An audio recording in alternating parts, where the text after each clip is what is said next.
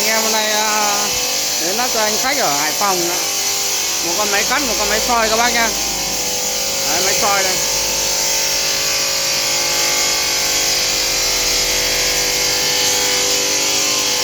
Máy soi lưng bát tự động hoàn toàn. Lưng bát. Một con máy cắt, một con máy soi.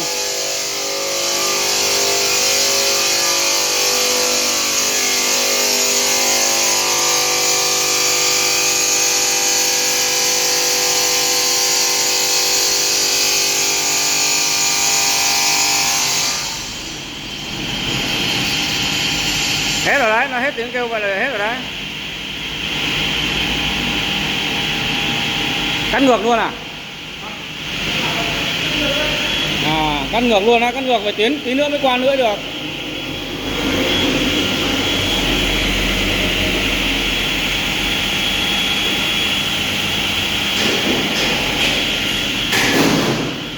Cắt ngược thì nó hại nữa thì đi chậm thôi.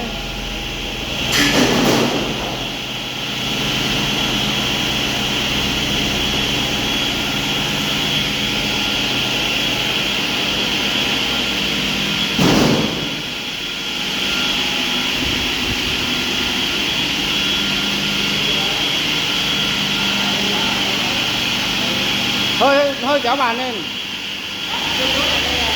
Cho chạy về đây gì. Em cho lùi hẳn đi. Cho lùi đi. Nó sẽ hơi kéo bàn vào tí cho nó bám nữa. Đấy, tăng tốc nhanh lên. Nữa này. Tăng tốc cao lên ạ.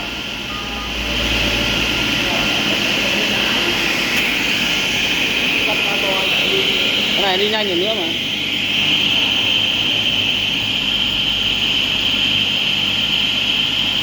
Đấy, về gần nơi thì giảm đi tí là được thôi.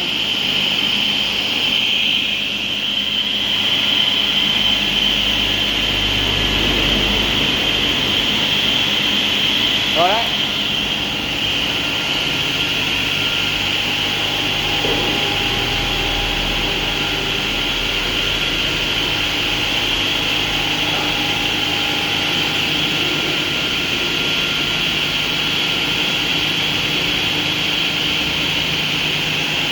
Hơi mút.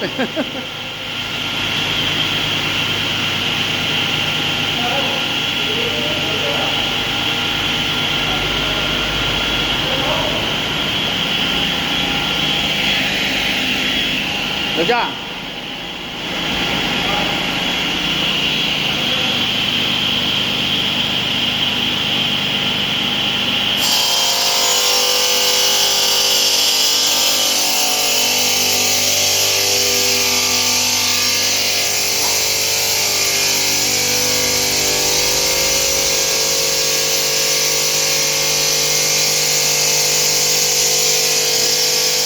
Anh em bàn giao máy, một cặp máy, một máy cắt bán tự động, một máy soi tự động hoàn toàn, nâng bát.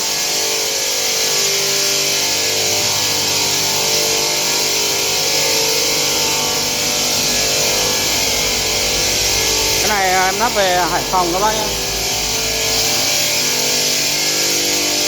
hoàn toàn Hải Phòng.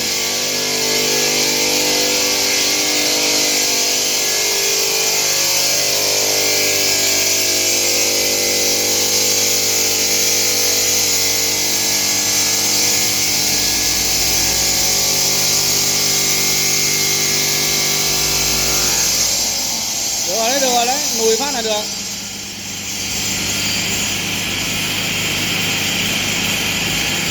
Lấy đá ngoài đây à? Lấy đá ngoài à?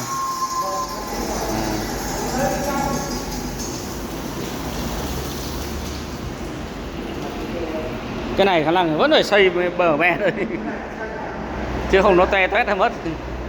Bỏ cái đồ vào. Đó là nó phải tâm đá lên là đây. Và